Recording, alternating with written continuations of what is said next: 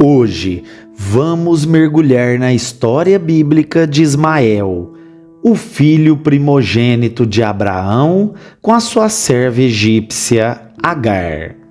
Essa história é repleta de reviravoltas e revelações divinas. Então, antes de iniciar, deixe seu like no vídeo e, se não é inscrito, inscreva em nosso canal e ative o sininho para receber todas nossas histórias bíblicas. Abraão já era um homem idoso quando Deus lhe prometeu uma descendência numerosa. No entanto, sua esposa Sara era estéril. De acordo com os costumes da época, Sara ofereceu sua serva Agar a Abraão para que ela pudesse gerar um herdeiro para a família. Foi assim que a história bíblica de Ismael começou. Ismael nasceu quando Abraão tinha 86 anos. Pelos textos bíblicos, podemos entender que Abraão amava Ismael e até pediu a Deus para considerá-lo como seu herdeiro prometido. Mas quando Ismael tinha cerca de 13 anos, Deus renovou sua promessa a Abraão, que agora já tinha 99 anos, e prometeu dar-lhe um filho com a sua esposa Sara. Deus também ordenou que todos os homens de sua casa fossem circuncidados como sinal da aliança. Ismael foi circuncidado aos 13 anos de idade, conforme o costume das tribos árabes. Após cerca de um ano, nasceu Isaque, o filho biológico de Abraão e Sara. O nascimento de Isaque causou uma série de problemas entre Sara e Agar. Na verdade, Sara e Agar já haviam tido desentendimentos antes disso. O texto bíblico diz que depois de engravidar, Agar desprezou Sara. Segundo as leis da época, uma escrava fértil nunca poderia se opor à esposa estéril. Caso isso acontecesse, a serva poderia ser rebaixada à condição de escrava comum. Então, Sara tinha o direito de afligir Agar devido ao seu desprezo. Nesse ponto, Agar acabou fugindo para o deserto com medo de Sara. No deserto, o anjo do Senhor apareceu a Agar e ordenou que ele retornasse à casa de Abraão. Foi nesse momento que o anjo revelou a Agar que seu filho seria chamado de Ismael, que significa Deus ouve, pois o Senhor ouviu sua aflição. No entanto, o desentendimento entre Sara e Agar atingiu seu ápice quando Isaque foi desmamado. Ismael zombou de Isaque e Sara ficou muito ofendida, exigindo que Abraão expulsasse Agar e seu filho.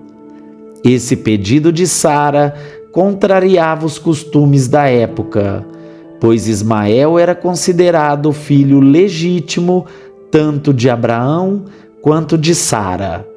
No entanto, Deus falou com Abraão mais uma vez, garantindo-lhe que cuidaria de Ismael e o tornaria uma grande nação. Abraão teve que despedir Agar e Ismael, e eles partiram levando apenas pão e água. No deserto, quando a água acabou, Agar colocou Ismael debaixo de uma árvore e se afastou para não vê-lo morrer. Nesse ponto, Ismael provavelmente já era um adolescente de cerca de 16 anos. Deus novamente socorreu Agar e Ismael, renovando sua promessa de fazer de Ismael um homem próspero. Ismael passou a viver no deserto de Berseba e posteriormente no deserto de Parã, juntamente com sua mãe. Embora não tenha se tornado o único herdeiro de Abraão, Ismael e seus outros filhos de Abraão, fora do casamento com Sara, também foram beneficiados por ele. Eles receberam bens materiais do patriarca. Antes dos desentendimentos entre Ismael e Isaque na infância, a Bíblia não registra mais conflito entre os dois quando adultos. Na verdade, eles aparecem junto no texto bíblico como responsáveis pelo sepultamento de Abraão. Ismael se tornou um grande caçador, habilidoso com arco e flecha. Agar arranjou uma esposa egípcia para Ismael, com quem ele teve 12 filhos e também uma filha. Os descendentes de Ismael são identificados na Bíblia como israelitas e se organizavam em 12 tribos que viviam em acampamentos móveis no deserto do sul. É interessante notar que os israelitas e os midianitas, descendentes de Ismael e Setura, são basicamente o mesmo povo em várias passagens bíblicas. Atualmente, o povo árabe traça sua descendência até Abraão, principalmente através de Ismael. No Novo Testamento, o apóstolo Paulo menciona Ismael em sua carta aos Gálatas. Ele usa a figura de Ismael como uma alegoria da oposição dos religiosos legalistas que perseguiam os crentes livres em Cristo. Paulo destaca a diferença entre aqueles que nasceram segundo a carne, representados por Ismael, e aqueles que nasceram segundo o Espírito. Em resumo, a história de Ismael na Bíblia vai muito além de uma simples biografia pessoal. Ela revela a obra de Deus e sua graça na história da redenção.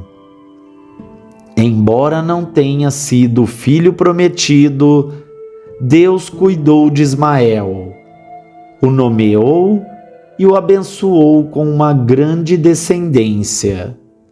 Sua história contrasta com a de Isaque e revela todos os planos divinos.